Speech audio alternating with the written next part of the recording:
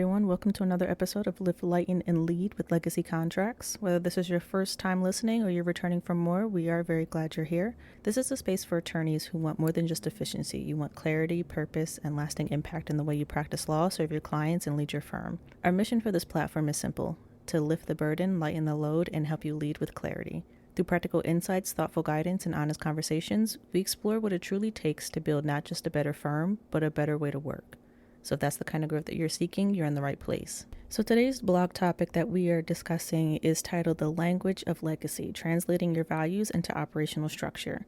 This is an important topic because you cannot correct what you refuse to acknowledge, and you can't align your systems if you never diagnose it. So this is an important thing for a lot of attorneys, and I think most of who I've worked with do miss this step because law school doesn't teach you that. It doesn't teach you to assess your values. What do you want? What do you not want? How do you want to leave your legacy? How do you want to practice law? How do you want to really attract and handle your clients on a day-to-day basis?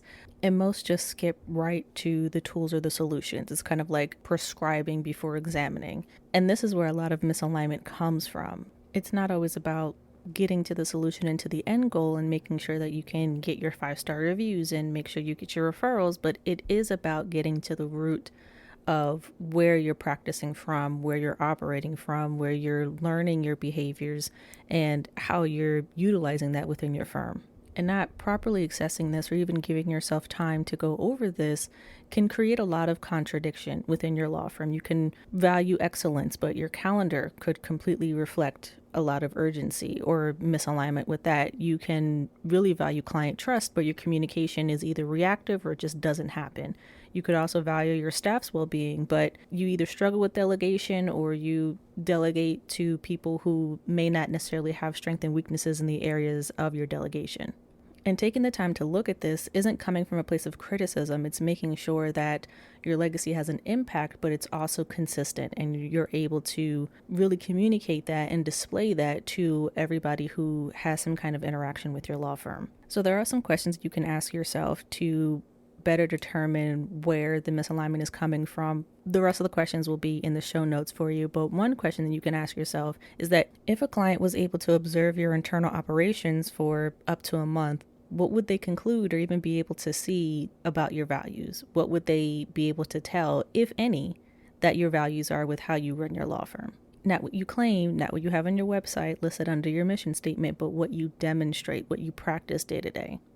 And welcoming in outside opinions can be a really good place to start from when you are taking into account that they don't have as many emotions tied into your firm as you do. They don't have the same knowledge. They're not coming from the same foundations that you are operating from. So that could be a really good question to help you assess and remove the emotions that you're operating from to look at an outside perspective. Once you're able to go through these questions and really analyze where a lot of misalignment could be coming from and the root causes of that, the next steps would be to figure out really consistent workflows that you could be operating from. If you have misalignment with your calendar scheduling, what does that look like and how could that reflect your priorities and still make space for emergencies? If it's delegation, what meetings could you have with your staff to really be able to assess where their strengths and weaknesses are and who prefers to do what in your law firm and how you could kind of delegate better? If it comes from client experiences,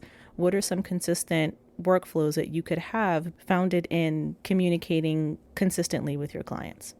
I know a lot in today's generation, self-reflection isn't really seen as an important role, especially when operating your business. A lot of people that I've had the pleasure of coming in contact with really see themselves as a separate entity outside of their business. It's like they have who they are as a person and then they have their business, but it's recognizing that who you are, how you operate, what your values are, will be a direct reflection of how you run your business, what workflows you take part in, what clients you take on, how you manage certain things. So if you look at your phone right now and you have 4,000 emails and 600 text messages that you haven't read, the same thing will be reflected in your law firm.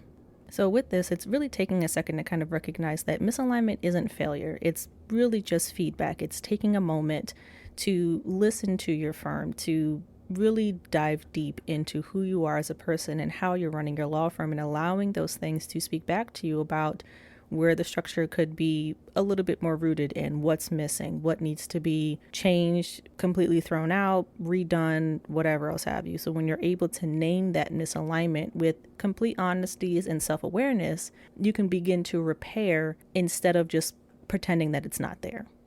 A couple years ago, I had a client who did the bookkeeping for a lot of A-list celebrities in Hollywood, and he was the only one that was operating his business. So I came in to kind of help him administratively to really get a lot of his systems fixed. And there were things all over the place, client emails that were coming in very frantic, especially around tax time. There were a lot of, government people that he needed to follow up with and reach out to who, if you've had any dealings with any government on any sort of level, you can really recognize and see that it can take a very long time to hear back from them. And so really being on top of those things and really being attentive to his response times, whether it was to government officials or to his clients in general, was something that was a really big struggle for him. So I had tried maybe 4 or 5 times to have that conversation with him to just recognize, hey, what are we working towards here? We really need to talk about your workflows and how to really get everything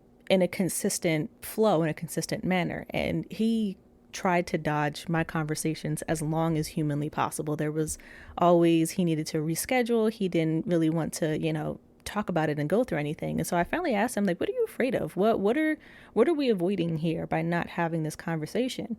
And for him, he was very, very honest with me, which I was not necessarily surprised about, but it kind of caught me off guard that he was very flat out. And he pretty much told me having constant fires to put out in his business made him feel some kind of level of importance.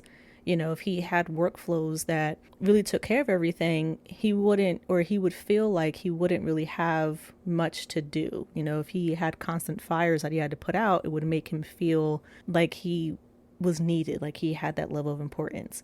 I really applaud him, for being that upfront and honest. And I know that there's a lot of people out there who kind of operate the same, but it's really recognizing, and we had that conversation with him as well, that freeing up your space and your time with having consistent workflows and things that work for you so that you don't have to stress and struggle in your business every day also frees up more time for you to be able to do what you want to do. If you want to attract more clients, if you want to do more business development, if you want to be able to spend more time with your kids, it allows you the freedom to do that.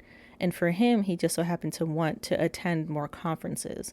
And so we were able to kind of, finally have the meeting we were supposed to, but also free up his time to really get back to doing more conferences and becoming a vendor and getting out there to talk to more people who were in the entertainment industry to attract more clients. That really comes from a place of wanting to realign with your business, wanting to make sure that your values are speaking for you more than your work ethic. People can look at your office and your workflows and say, I can tell what they value from how they run their business. So that is it for today's discussion. If this concept resonated with you, please feel free to read the full blog on our website, or you can listen to the AI audio version on our YouTube channel.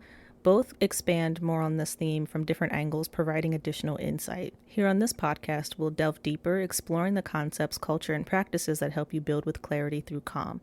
We hope today's insights help you practice with more calm, confidence, and clarity. Remember that law firms are not built overnight. They're built every day that you choose to grow. This is Legacy Contracts, and until next time, keep leading with clarity.